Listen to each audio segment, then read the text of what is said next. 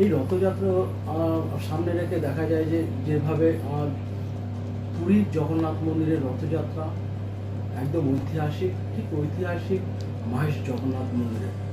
তবে দীঘার জগন্নাথ মন্দিরের যে রথযাত্রা আছে ইতিহাসের পাতা নতুন করে নাম কি বলবেন, যেখানে রাজ্যের মুখ্যমন্ত্রী মমতা বন্দ্যোপাধ্যায় নিজের রশিদে হাত লাগান এবং আপনারা উপস্থিত ছিলেন। এবং মাননীয় মুখ্যমন্ত্রী এই সৈকত শহর দীঘায় জগন্নাথ দেবের এত বড় একটা মন্দির তৈরি করে দিয়েছেন। এখানে জগন্নাথ ধাম প্রতিষ্ঠিত হয়েছে এবং আমরা তো মনে করি যে হাজার হাজার বছর ধরে আগামী দিনে, আগামী ইতিহাসে এই মন্দিরের নাম লেখা হয়ে গেছে এবং এর স্থাপত্য, ভাস্কর্য এবং ধর্মের প্রতি, জগন্নাথ দেবের প্রতি যে ভাবাবেগ মানুষের, সেটা প্রভাবিত হবে এই মন্দিরকে কেন্দ্র করে শয়ে শয়ে বছর, হাজার হাজার বছর ধরে। এবং এত সুন্দর মন্দির এখানে নির্মিত করেছেন কারণ মুখ্যমন্ত্রী চেয়েছেন যে বহু মানুষ পুরীতে যেতে পারতো না, অনেকে পারতো না, আর্থিক কারণে যেতে পারতো না, সময়ের অভাবে যেতে পারতো না। তাহলে আমাদের এখানে কি একটা জগন্নাথ দেবের মন্দির হতে পারে না? জগন্নাথ দেবের মন্দির ছোট বড় বহু সারা বিশ্বেও অনেক জায়গায় আছে, কিন্তু এই যে এত বড় মন্দির তিনি এখানে নির্মাণ করে দিলেন, এটা তো বাংলায় একটা গৌরবের বিষয় যে আমাদের বাংলাতেও একটা বড় জগন্নাথ দেবের মন্দির প্রতিষ্ঠিত হলো। যে মন্দির দেখতে আসছে হাজার হাজার মানুষ এবং এসে তারা অবাকই হচ্ছে, তারা মুগ্ধ হচ্ছে যে এই মন্দিরের আকার, আয়তন, তার ভাস্কর্য, তার স্থাপত্য দেখে। এবং পূজা অর্চনার মধ্যে দিয়ে জগন্নাথ দেবকে এখানে প্রতিষ্ঠিত করা হয়েছে। তারপর সেই জগন্নাথ দেবের আজকে হলো রথযাত্রা। সেই রথযাত্রায় মুখ্যমন্ত্রী নিজে উপস্থিত থেকেছেন, জগন্নাথ দেবের আরাধনা করেছেন, রশিদে দান দিয়েছেন, রাস্তায় ঝাড়ু দিয়েছেন, একদম শেষ পর্যন্ত উপস্থিত থেকে তিনি এটা পরিচালনা করলেন। কত মানুষ এসছে, রাস্তার দুপাশে ঢল মানুষ, এবং এটা যত দিন যাবে তত মানুষের আশাটা বাড়তে থাকবে এবং আমাদের বাংলার বুকে, বাংলার কাছে, বাংলার মানুষের কাছে এটা কিন্তু দীঘা হয়ে গেল একটা আরও আকর্ষণীয় জায়গা যেখানে মানুষ জগন্নাথ দেবের দর্শন করতে আসতে পারবে। বাংলার মানুষ সবসময়ের জন্য শান্তপ্রিয় এবং শান্তি এবং ভক্তির জন্য বিভিন্ন জায়গায় ছোট যায়। আর তবে যেখানে পুরীর মন্দির যেমন শান্তি এবং শ্রদ্ধা এবং ভক্তিতে যেভাবে যাওয়া হতো এবং ঠিক তেমনভাবে আজকে গড়ে উঠল এই দীঘার এই জগন্নাথ মন্দির। দেখুন, এই যে দীঘায় তৈরি করে দিয়েছেন মুখ্যমন্ত্রী করে দিয়েছেন, বাংলার মানুষ কিন্তু ভীষণভাবে খুশি এবং প্রচুর মানুষ এখানে আসছেন এবং তাদের নিজস্ব একটা জগন্নাথ দেবের মন্দির হলো বাংলার মানুষের জন্য।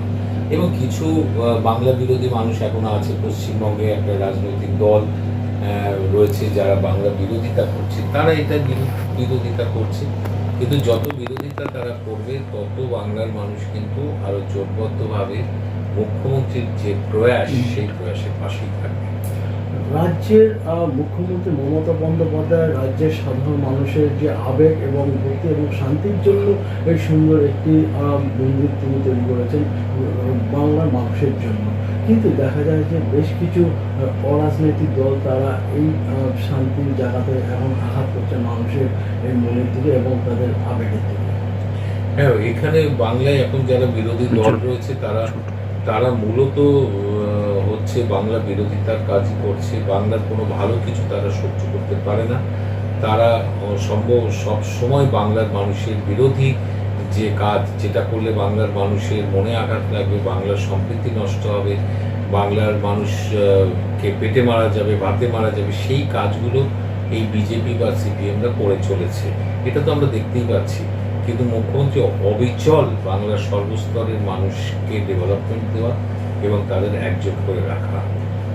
বাংলার যে সাধারণ মানুষের যে আবেগ এবং তাদের যে ভক্তি, যেইভাবে রাজ্যের মুখ্যমন্ত্রী মমতা বন্দ্যোপাধ্যায় তিনি বাংলার মানুষের জন্য এত সুন্দর একটি ভাস্কর্যের মাধ্যমে জগন্নাথ মন্দির গড়ে তুলেছেন, কিন্তু এই মন্দিরের যে প্রসাদ এবং মন্দিরের থাম, এই নিয়ে বেশ কিছু রাজনৈতিকরা তারা বিতর্ক সৃষ্টি করছেন সাধারণ মানুষের কাছে। কতটা প্রভাব পড়বে এবং কতটা আপনারও সম্মুখীন হতে হচ্ছে? দেখুন, বাংলার মানুষ খুশি। আপনি ভাবতে পারেন যে একটা জগন্নাথ দেবের মন্দির তৈরি হয়েছে, এত বড় মন্দির তৈরি হয়েছে, সেটা দেখতে আসছে প্রচুর মানুষ। তার আগেই মুখ্যমন্ত্রী এই জগন্নাথ দেবের মন্দিরের যে প্রসাদ, মহাপ্রভুর যে প্রসাদ, সেটা বাংলার কোটি কোটি মানুষ পরিবারের কাছে পৌঁছে দিচ্ছেন, একদম প্যাকেট আকারে পৌঁছে দিচ্ছেন।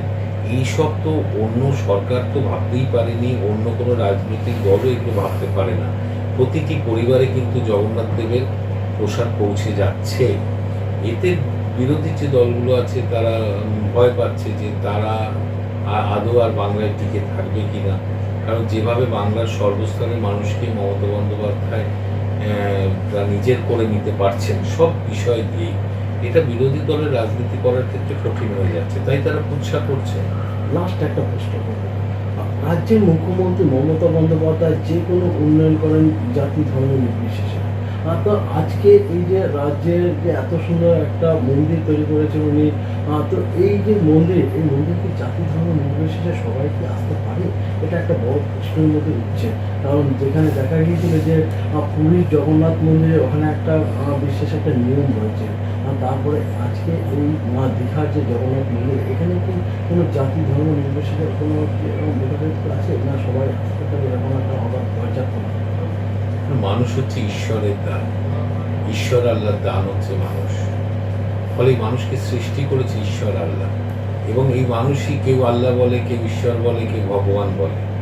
তো সেখানে মানুষকে যদি টানে জগন্নাথ দেব মহাপ্রভু, যাকে টানবে সে এখানে আসবে। যার মন জগন্নাথ দেবের জন্য, মহাপ্রভুর জন্য আকুল হবে, সে এখানে আসবে। মানুষ তো সবাই এখানে, ওটা বিচার করা হচ্ছে আমাদের কাজ নয়। আর মুখ্যমন্ত্রী মানুষ বোঝেন, হিন্দু মুসলমান সব ধর্ম সম্প্রদায়ের মানুষকে আমরা একজোট করে রাখি, এবং কে কোন মন্দিরে যাবে, মসজিদে যাবে, সম্পূর্ণ তার ব্যক্তিগত ইচ্ছা টানের উপর নির্ভর করে। ওটা তো সরকার নিয়ন্ত্রণ করবে না, কোনো রাজনৈতিক দলও নিয়ন্ত্রণ করতে পারে না। ফলে ওটা আমি বলতে পারবো না কে আসবে কে আসবে না। যাকে টানবে মহাপ্রভু সে আসবে, যার মন মহাপ্রভুর প্রতি, জগন্নাথ দেবের প্রতি ধাবিত হবে সেই এখানে আসবে। কে আসবে না আসবে এটা তো আমি বলতে পারবো না। তবে একটা বিশেষ লক্ষ্য করা গেছে, আর যেখানে এর আগেও আমরা প্রতিবেদন নেওয়ার জন্য আমরা এই জগন্নাথ মন্দিরে এসেছিলাম, সেখানে দেখা গিয়েছিল যে বিভিন্ন সংখ্যালঘু যে সমস্ত দাদা রয়েছে, ভাই রয়েছে, তারা এই মন্দিরে প্রবেশ করছেন, এবং রেশন দোকানে যে জগন্নাথ দেবের মহাপ্রভু যে মহাপ্রসাদ যে দেওয়া হচ্ছিল সেটা ভিতর পর্যন্ত এসেছে। এটা কি তবে বলবেন নতুন বাংলা কি ঘুরছে না? দেখুন, এই যে ধর্মের মধ্যে ভেদাভেদ তৈরি করে, এটা কে করেছে? কিছু ষড়যন্ত্রী, কিছু বিভেদকামী মানুষ এগুলো তৈরি করে। বললাম যে কে হিন্দু মুসলমান সবাই কিন্তু আগে পরিচয় হচ্ছে মানুষ।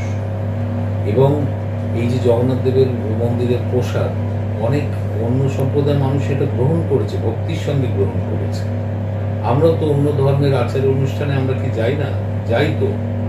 তো ধর্ম তো নিজস্ব ব্যাপার, এটা মনের ব্যাপার। কার কাকে টানবে সে তো নিজে ঠিক করবে, ওটা নিয়ন্ত্রণ করা যায় না। আর ওটা নিয়ে যারা বিভেদ তৈরি করে তারা হচ্ছে সমাজ বিরোধী। এই বিভেদ যারা তৈরি করছে সমাজ বিরোধী, বিজেপি এটা করে যাচ্ছে। আর কমিউনিস্ট পার্টি তো হচ্ছে কোনো ধর্মেই বিশ্বাস করে না, ওরা হচ্ছে নাস্তিক। ওরা হচ্ছে মার্ক্সবাদ ছাড়া পৃথিবীতে ওটাই হচ্ছে ওদের ধর্ম, আর কোনো ধর্মের প্রতি ওদের বিশ্বাস নেই। ওরা কুৎসা করে।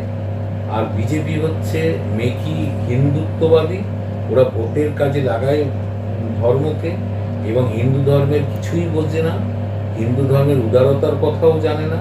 তারা একটা নিজেদের মতো করে হিন্দুত্ব ছড়ানোর চেষ্টা করে বিভেদ তৈরি করার জন্য। মমতা বন্দ্যোপাধ্যায় ওর মধ্যে পড়েন না। মমতা বন্দ্যোপাধ্যায় হচ্ছে সব ধর্ম সম্প্রদায়কে একযোগে রাখেন। যে যার ধর্ম, যার যার বিশ্বাস নিয়ে যারা চলবে তারা চলবে। কে কোন ভগবান ঈশ্বর আল্লাহ কাকে টানবে এটা তো আমরা নিয়ন্ত্রণ করতে পারি না। ষড়যন্ত্র কি 26-এর ভোটের মানে ও ষড়যন্ত্রে কিছু কাজ হবে না, কারণ বাংলার মানুষ অনেক সচেতন। ফলে বিজেপি সিপিএম যতই ষড়যন্ত্র করুন ওর কিচ্ছু হবে না। এবং 26-এর নির্বাচনে তৃণমূল কংগ্রেস আরও বেশি আসন নিয়ে, আরও বেশি সংখ্যক সমর্থন নিয়ে ক্ষমতায় আসবে, এবং বিজেপির আসন 50-এর নিচে নেমে যাবে। দেখবেন অভিষেক বন্দ্যোপাধ্যায় সেদিন বলেছেন 50-এর নিচে নামবে, একদম সঠিকভাবে। আর সিপিএম কংগ্রেস তো নিশ্চিহ্ন হয়ে গেছে, ফলে তৃণমূল কংগ্রেসের সমর্থন বাড়বে।